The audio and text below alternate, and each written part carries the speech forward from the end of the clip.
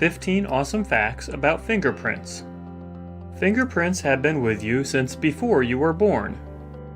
But how much do you really know about the lines and ridges on your fingers, palms, and feet? Number 1. They're the result of a struggle. Human skin has several layers, and each layer has sublayers. A developing fetus is constantly straining and stretching these layers, which can snag on each other. Scientists believe fingerprints are formed when the bottom layer of the epidermis grows at a different rate than the rest of the skin, causing it to buckle and tug on the dermis. Your fingerprints are made up of several skin layers twisted together, kind of like a soft serve swirl. Number 2. Before fingerprints, there were bone measurements.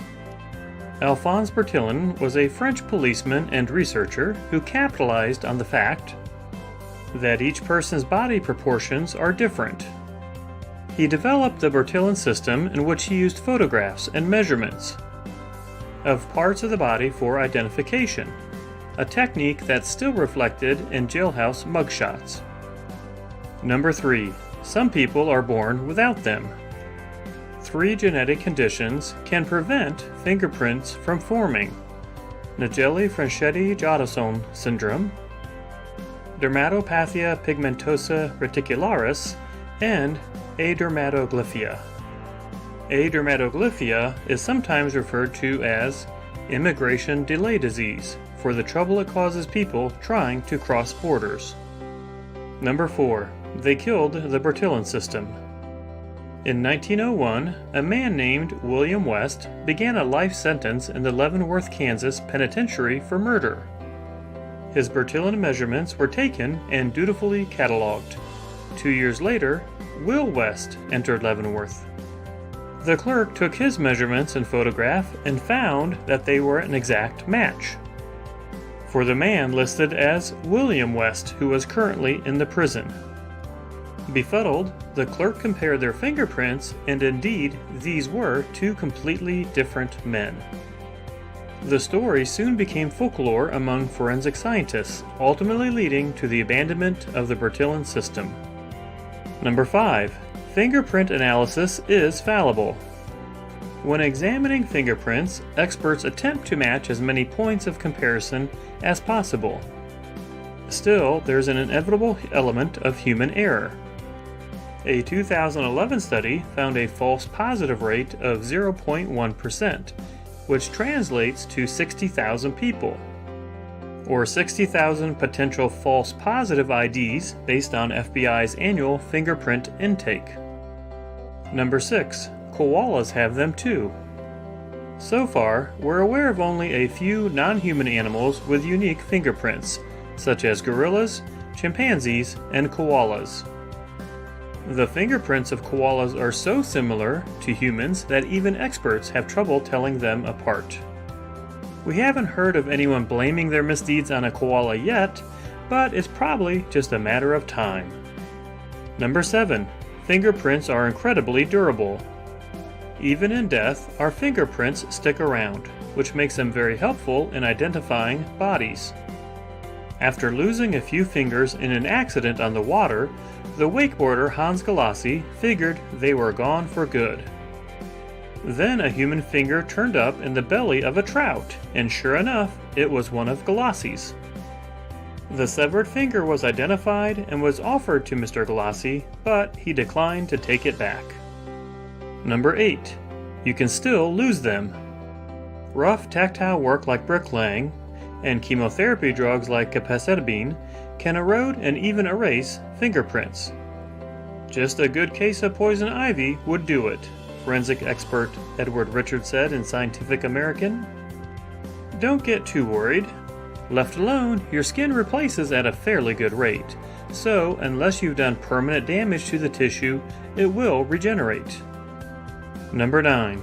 But what if you're determined to lose them? By the 1930s, fingerprint analysis was standard practice in U.S. law enforcement, and criminals had begun intentionally trying to remove their fingerprints. Some tried to file off their prints while others attempted to cut them out. Notorious gangster John Dillinger burnt his own prints off with acid, a hardcore decision that kind of worked. His fingerprints were never used against him, but after his death, the faint traces of his former ridges and whorls could still be seen. Number 10. Fingerprint sensors might work for your pets too.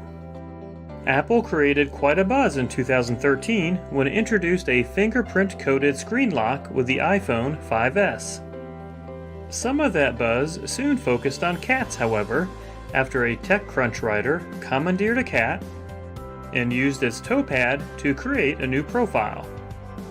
The cat's paw worked, and while it encountered more frequent failures than did a fingerprint, it was able to unlock the phone again repeatedly when positioned correctly on the sensor. Number 11. Mark Twain anticipated the value of fingerprint evidence.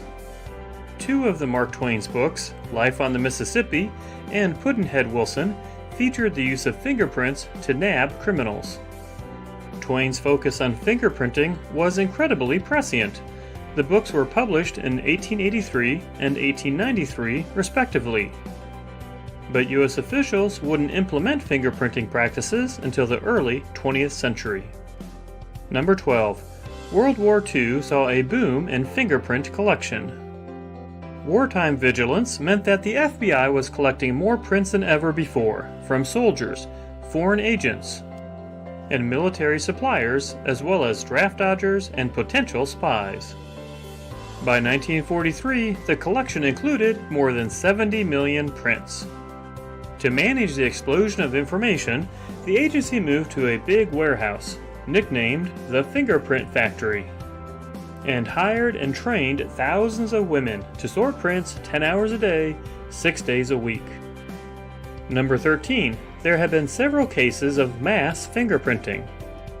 In desperate times, British police have resorted to desperate measures. The shocking murder of a 3-year-old girl in 1948 inspired officials to demand fingerprints from more than 40,000 local men. Even with all those prints, they failed to find a match, until they tracked down the 200 men who had failed to produce prints. Among them, they found their culprit. Since then, despite protestations from Britain's National Council for Civil Liberties, the police have conducted several mass print collections, several of which were successful. Number 14. The FBI stores everybody's prints together. If you've ever applied for a teaching job, the police force, or any government position, the FBI has your fingerprints, and they're treating them like a criminal's. In 2015, the agency announced they were melding their criminal and civil fingerprint databases, and all files were made searchable for potential culprits. Number 15. The microbiome is the new fingerprint. Like the whorls and loops of your fingerprints, the tiny ecosystems of the bacteria, fungi, and viruses in and on your body are yours and yours alone. They form a huge repository of information about your health, environment, diet, and genetics, and it's completely unique.